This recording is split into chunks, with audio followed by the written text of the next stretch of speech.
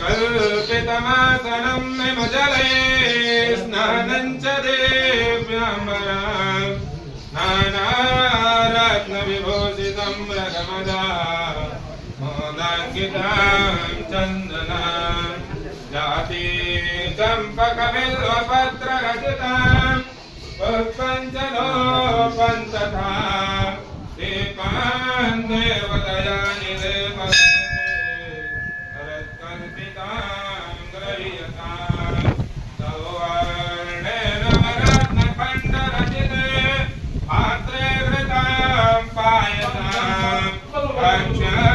पंचविधं पयोजनयुतां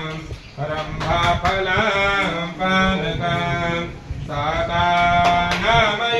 जलं रुचिकरं कर्पूरकाण्डोज्ज्वलं ताम्बूलं मनसा मया विरचितं भक्त्या प्रभो स्वीकुरु सहस्राञ्चामरयोर्युगं व्यजनकं चादर्शकं निर्मलं वीणाभिर्मृदङ्गकालकला गीतं च नृत्यं तथा साष्टाङ्गं प्रणतिस्तुतिर्बहुविधा एतत् समस्तं मया संकल्पेन समर्पितं तव विभो पूजं गृहाण प्रभो आत्मा तंगिर्जामते सहचरा प्राणा शरीरंग्रियं पूजाते विषयोपभोग रचना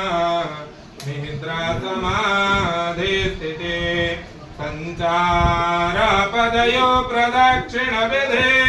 स्तोत्राणि सर्वागिरो